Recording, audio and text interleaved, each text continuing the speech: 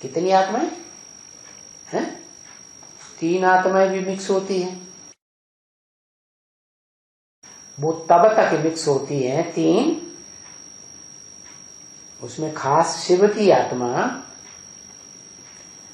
जब तक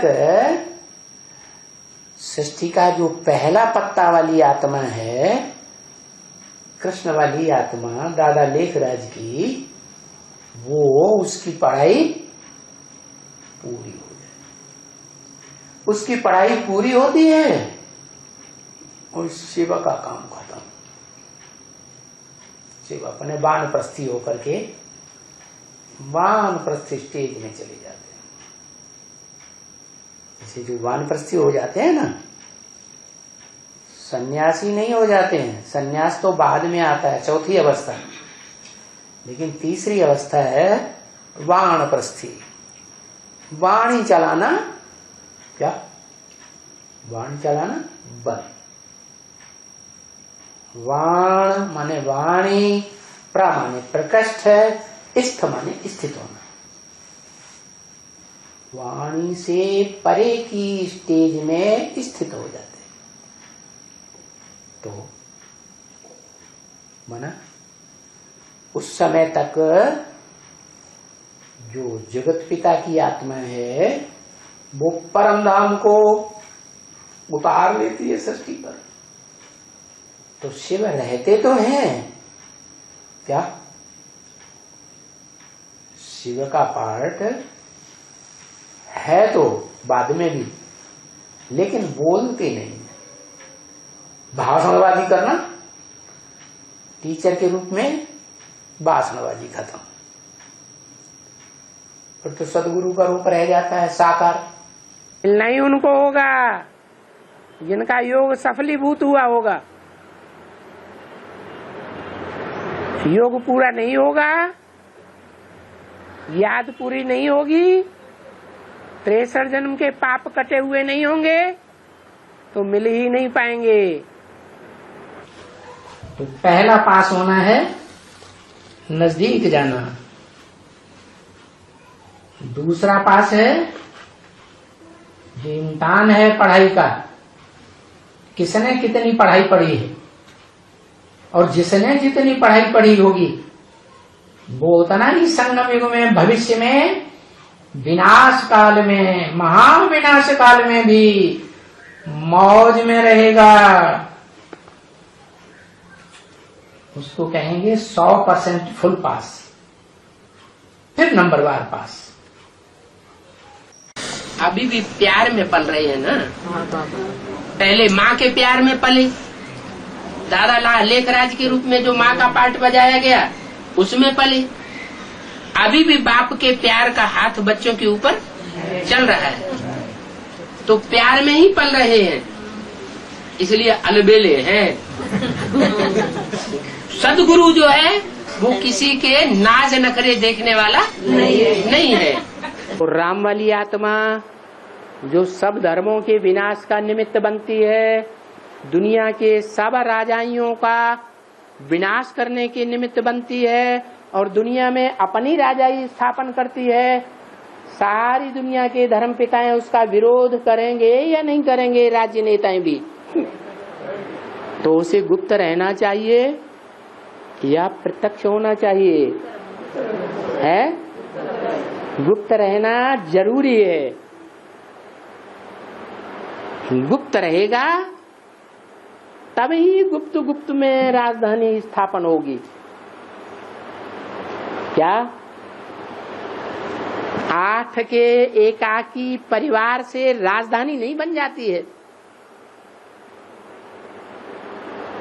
8 से राजधानी बन जाती है, बनेगी। अरे राजधानी में तो बहुत चाहिए, इतनी बड़ी दुनिया को कंट्रोल करना है। तो वो राजधानी तैयार होने के लिए 10 वर्ष और बताए।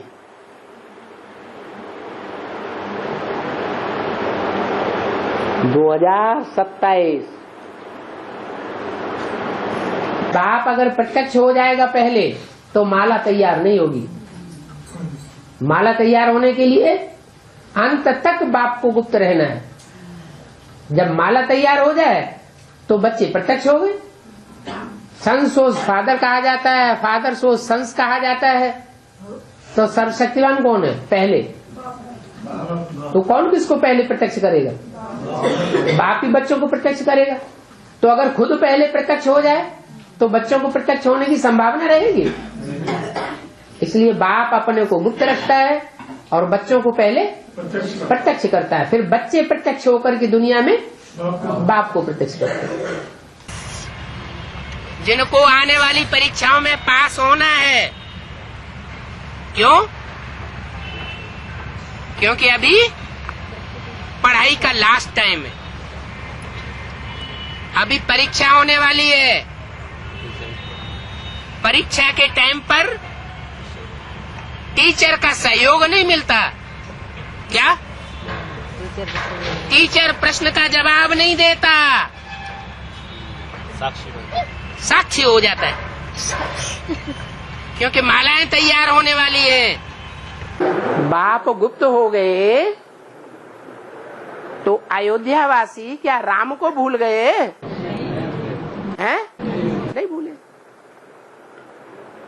कृष्ण द्वारिका चले गए तो क्या गोप गोपियां कृष्ण को भूल गए?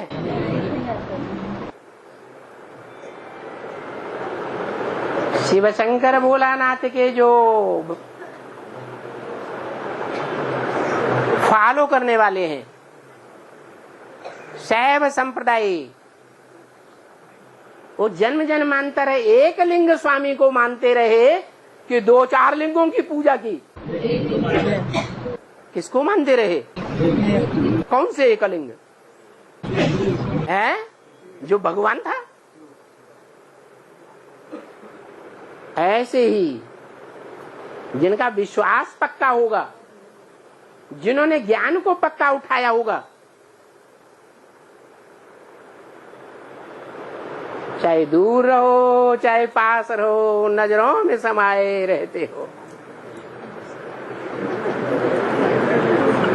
ये सच्चे प्रेमियों का गायन है या झूठों का गायन है? हैं? प्रश्न किसको पैदा होगा? बाप तो गुप्त हो जाएगा। हैं? ये कौन प्रश्न उठाएगा? हैं? अरे विश्वास नहीं है तो ये प्रश्न पैदा होता है। विश्वासम फलदायकम, निश्चय पक्का है, विश्वास दृढ़ है, तो प्रेमी कहाँ भी चला जाए, इस जन्म में मिले या न मिले, तो भी अंतमते सोगते हो जाएगा। क्यों? क्योंकि सृष्टि पर शिव बाबा सदा कायम है, या किसी जन्म में कायम है, किसी जन्म में कायम नहीं है, सदा कायम है। और अविनाशी ज्ञान दिया है या विनाशी ज्ञान दिया है? तो अविनाशी ज्ञान जिनकी बुद्धि में बैठा है, उनकी याद भी अविनाशी होगी, या चला गया तो विनाश हो जाएगी? अविनाशी याद होगी। ये प्रश्न पैदा ही नहीं हो सकता सूर्यवंशी बच्चों को कि बाप गुप्त हो जाएंगे, हम क्या करेंगे? मैंने अभी से ठिकाना ढूंढना शुरू कर दिया।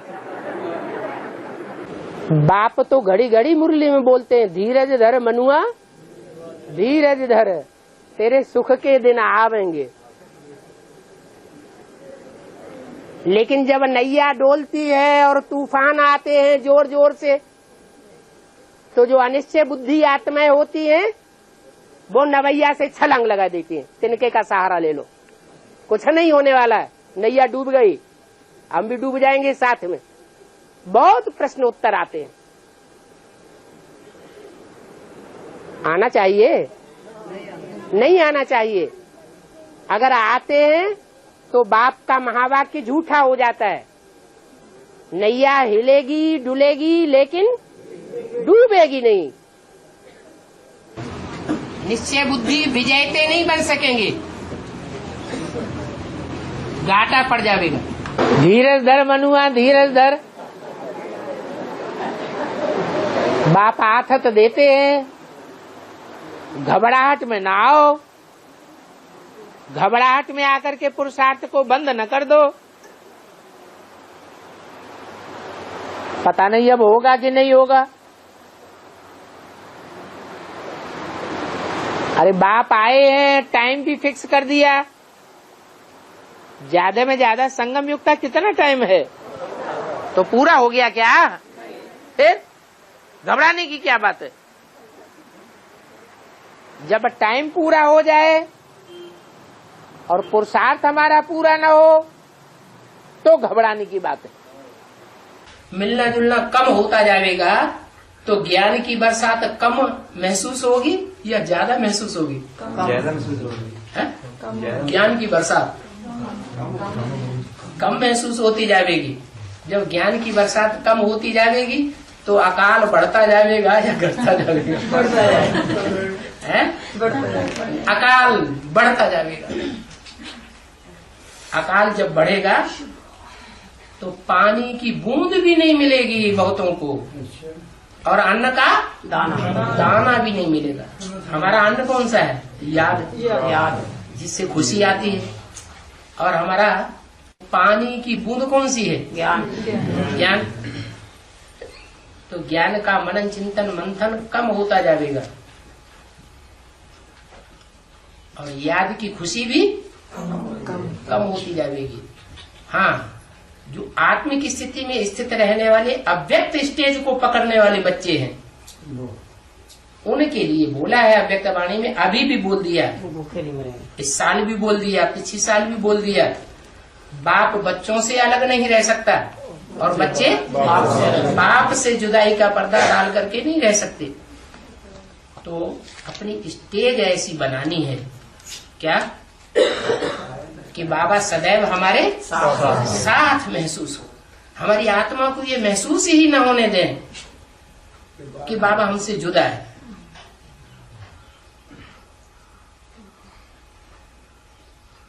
आत्मीयता हमारी बढ़ती जाए बाप के प्रति। जुदाई का पर्दा डालते हुए अनुभव हमको नहीं होना चाहिए कि दूर हो गया। सर्विसेबल बच्चों के नजदीक होता है बाबा या दूर होता है? नजदीक होता है। बाबा कौन से बच्चों को याद करता है? सर्विसेबल बच्चों को याद करता है। तो सर्विस के फील्ड में जो लगातार अपने को हाजिर रखेंगे, बाबा उनको साथ ही महसूस होगा या दूर महसूस होगा। इसलिए हम अपने को चेंज करें।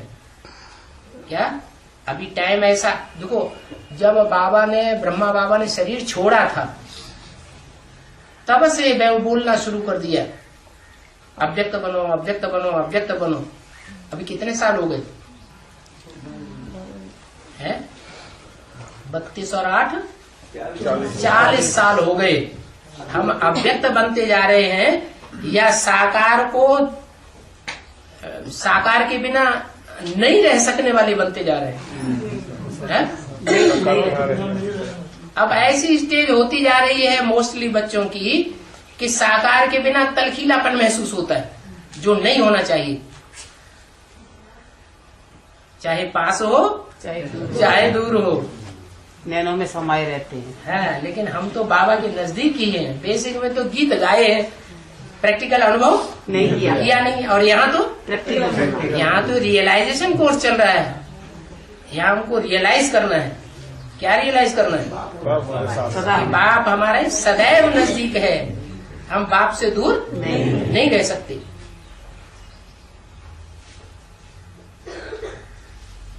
जहाँ हमारा तन होगा हमारा मन होगा, जहाँ हमारा धन होगा वहाँ हमारा मन होगा, वहाँ हमारा मन होगा। तो हम ये अपने को चेक करें कि वर्तमान जीवन में हम अपना तन की ताकत और धन की ताकत और मन की कहाँ लगा रहे हैं। 24 घंटे के अंदर ये चेक करें कि हमारी धन की ताकत और तन की ताकत कहाँ लग रही है। अगर ईश्वरीय सेवा में लग रही है तो हम नजदीकी ही अनुभव करेंगे।